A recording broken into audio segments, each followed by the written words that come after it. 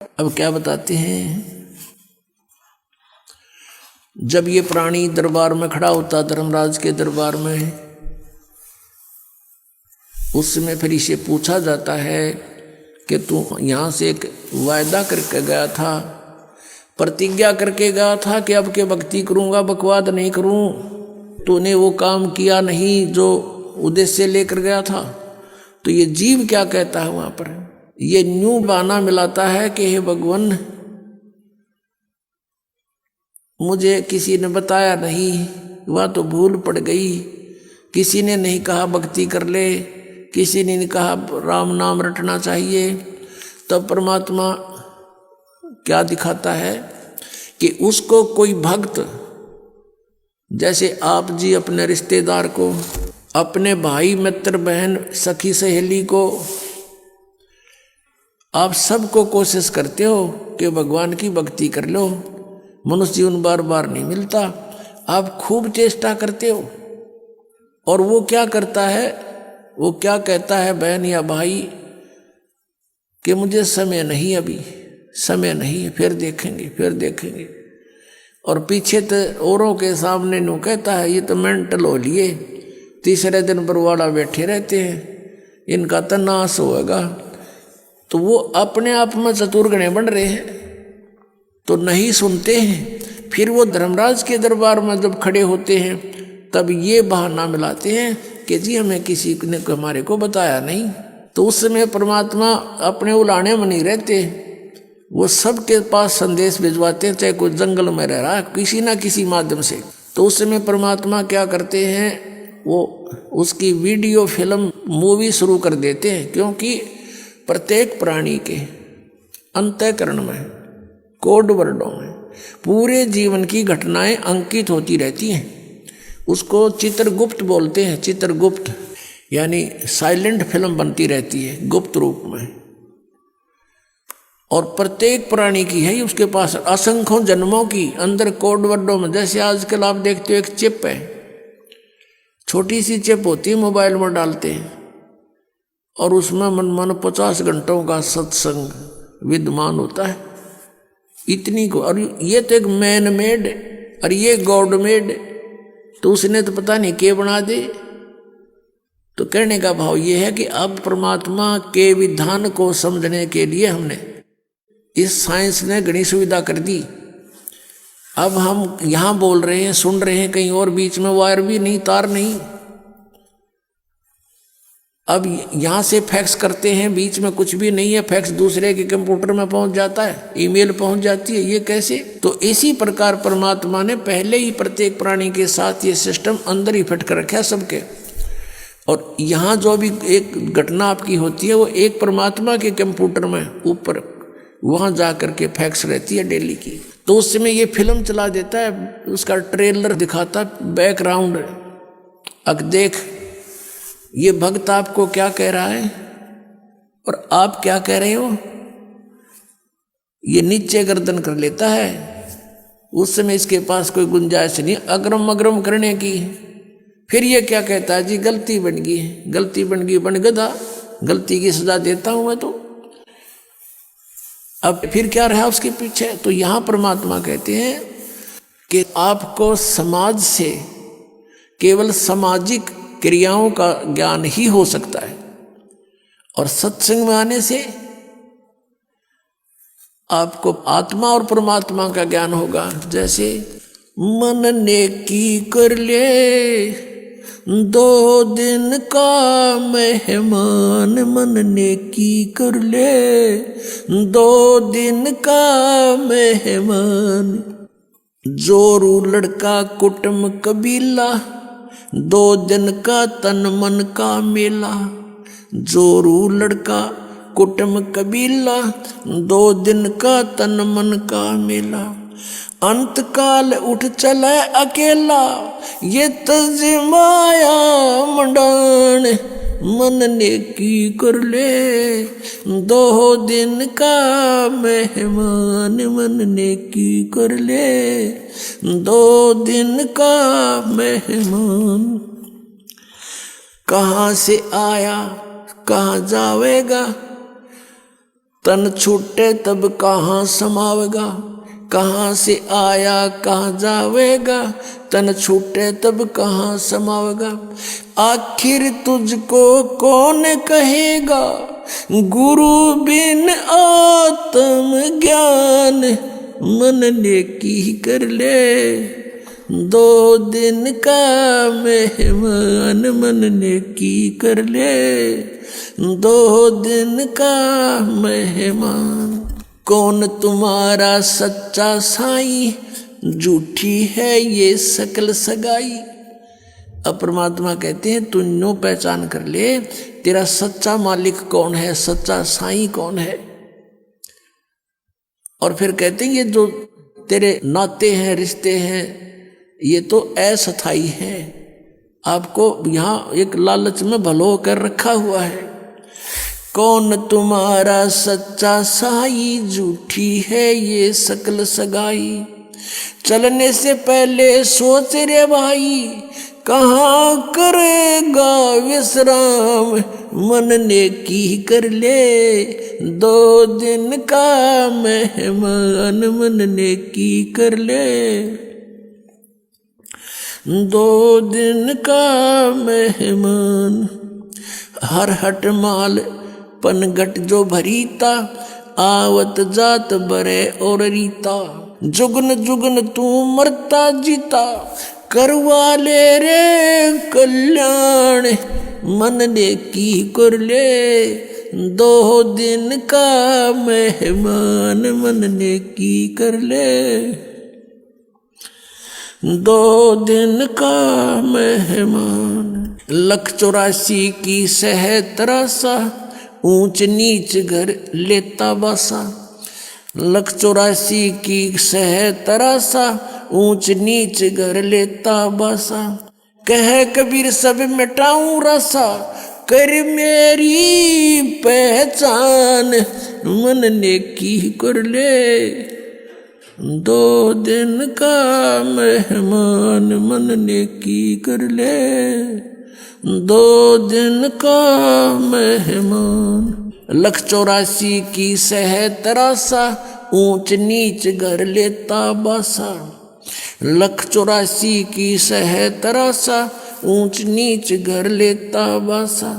कह कबीर सब मिटाऊं रासा, कर मेरी पहचान, मन नेकी कर ले, 2 दिन का मेहमान, मन नेकी कर ले, 2 दिन का मेहमान।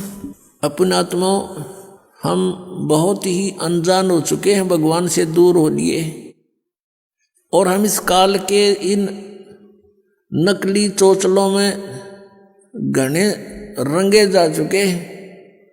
हम अपने परमात्मा को पहचान नहीं पा रहे। अब परमात्मा आए, आप देखोगे इतना मोटा कबीर सागर है, कबीर साहब की वाणी, कबीर साखी न्यारी रहेगी, कबीर बीजक अलगत है, और कबीर साहब की शब्दावली न्यारी। तो उस परमात्मा का उद्देश्य क्या था इतना थूक बिलोने का? क्योंकि वो हमारा पिता है और वो चाहता है कि अपने बच्चों को मैं ऐसा ज्ञान दे दूं ये मुझे पहचान ले। और परमात्मा को ना पहचान कर हम इस काल के जाल में असंख्य युगों से फंसे हुए हैं। अब इसमें क्या बताया है कि मन नेकी कर ले तो 2 दिन का मेहमान। इस संसारिक सुख को, संपत्ति को जोड़ने में अपना जीवन नष्ट ना करे, और जो तुझे मिलना है वो निर्धारित कर रखा पहले ही, इससे कम नहीं रहेगा, ज्यादा नहीं मिलेगा तुझे। हम भगवान के विधान को भूल के और दुखी हो रहे हैं। हम किसी का कोई मान ले 2 पैसे कमा रहा है तो ईर्ष्या बनती है कि ये क्यों कमा रहा है, फिर होड़ बनती है मैं भी कमाऊं, और आप कमाने लगे उसमें घाटा पड़ गया तो फिर दूसरा तरीका अपना होगा, कोई चोरी ठगी मिलावट का, रिश्वत का, फिर उसका कितना भयंकर दुख उठाएगा। तो कहने का भाव ये है कि इस तरह की जो पीड़ाएं हमें हो रही है बिना ज्ञान के हो रही है। अब भगवान आकर के हमें क्या बताता है कि तेरी पत्नी और पुत्र, जोरू लड़का और ये कुटुंब कबीला, ये 2 दिन का तेरे तन मन का मेला, और अंत समय उठ चले अकेला। ये तज माया मंडान, जो तूने बैंक बैलेंस बना दिए, माया के ढेर लगा रखे हैं, 1 सेकंड में छोड़ कर चला जाएगा। इसने पता नहीं किस पर दुरुपयोग करेंगे तेरे पुत्र, और दंड तने भोगना पड़ेगा जो इसे पाप से पैसा जोड़ा। और फिर क्या बताते हैं, कहाँ से आया कहाँ जावेगा, तन छूटे तब कहाँ समाओगा। अरे हम घर से चलते हैं, जिस दिन किसी कारण से हम दूर देश जाना होता है दूसरे शहर में, तो जाने से पहले रात को रुकने की व्यवस्था कर लेते हैं कि कहाँ पर रुकेंगे। कुछ ना कुछ सोच कर चलते हैं, चाहे ये सोच कर चलें होटल में रहेंगे, या ये सोच कर चलें कि वहाँ धर्मशाला में रहेंगे, या कोई मित्र रिश्तेदार का कोई एड्रेस ले लेते हैं। और संसार छोड़कर चलते हैं हम, कोई एड्रेस लेकर नहीं चलते, ना कोई व्यवस्था पैसे जेब में लेकर चलते कि वहाँ कुछ आगे जरूरत पड़ेगी। तो शरीर छोड़कर जाने के लिए जो करेंसी हमने ले जानी होती है, वो पहले से ही उसके चेंज करानी पड़ती है करेंसी को।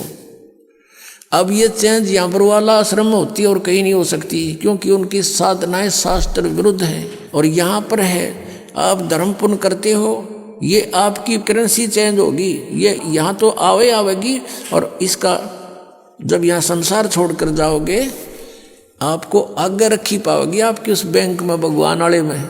तो क्या बताते, कहाँ से आया कहाँ जावेगा, कहाँ से आए थे तुम कोई पता नहीं, और शरीर छोड़ के फिर कहाँ जाएगा पता नहीं। तो ये इसको आत्मज्ञान कहते हैं। और क्या कहते हैं परमात्मा,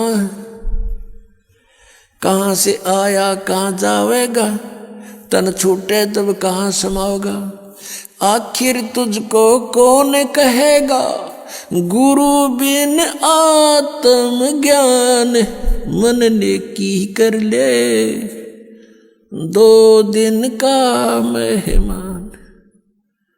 अपनात्माओं, हम इतनी गहराई से सोचते नहीं भगवान के इस विचार को, वो क्या कहना चाहते हैं।